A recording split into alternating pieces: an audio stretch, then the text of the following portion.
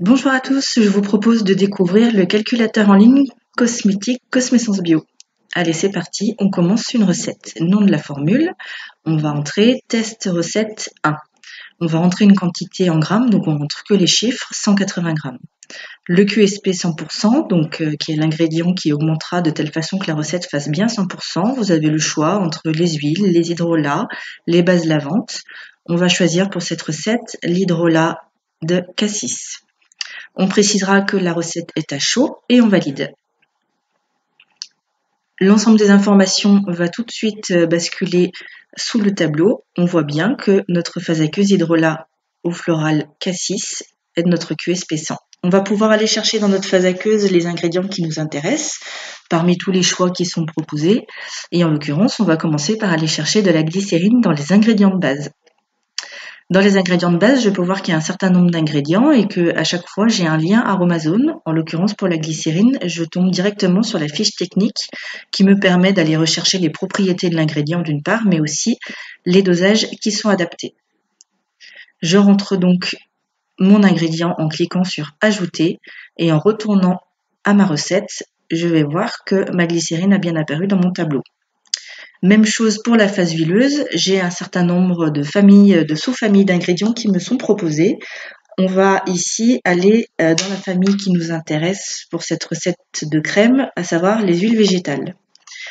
Donc les huiles végétales, la liste est assez longue, elle est alphabétique. On a toujours un lien aromazone sur la colonne de droite.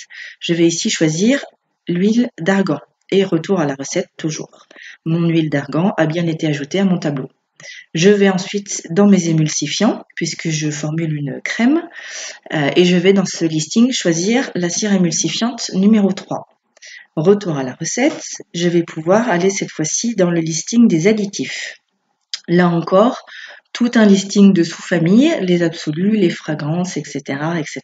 On a ici ce qui nous intéressera le plus, les conservateurs et antioxydants. Je vais ici aller chercher le leucidal et la vitamine E, ce qui vous permet de voir qu'on peut en effet sélectionner plusieurs ingrédients par sous-famille.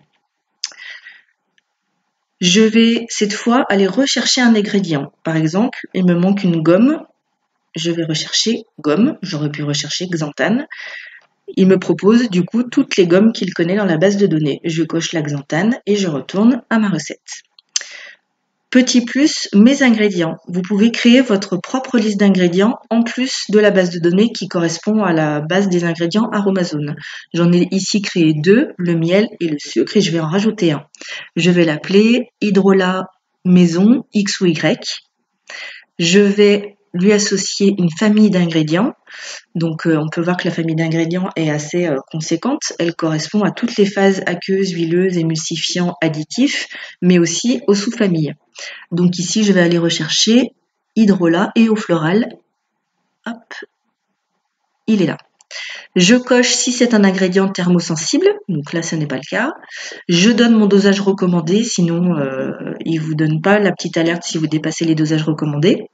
La densité de l'ingrédient, le nombre de gouttes si c'est un Cody-gouttes et le prix au 100 grammes. Je l'ai ajouté, je peux retourner à ma liste, je vais retrouver en effet cet hydrolat et je peux du coup l'ajouter à ma recette.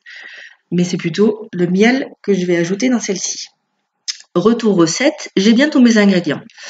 Je change d'avis, je décide que finalement je ne veux pas d'huile d'argan. Je coche sur la croix rouge, mon huile d'argan a disparu. Je vais chercher une nouvelle huile dans les huiles végétales et je vais aller sélectionner l'huile d'avocat. Je retourne à ma recette, j'ai tous mes ingrédients. Il faut que maintenant je leur associe à chacun un pourcentage.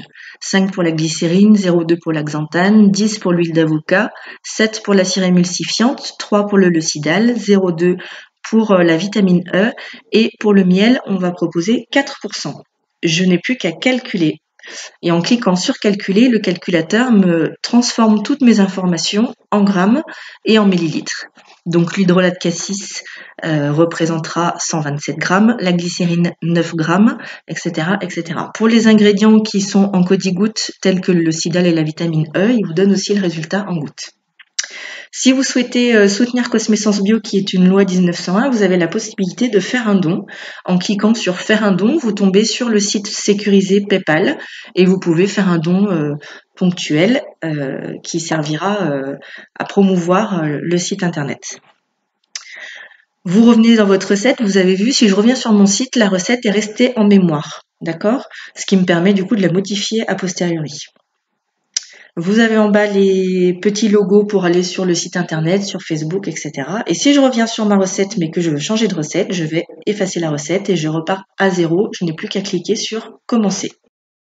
J'espère que ce calculateur vous plaira, amusez-vous bien et à bientôt sur Cosmessence Bio.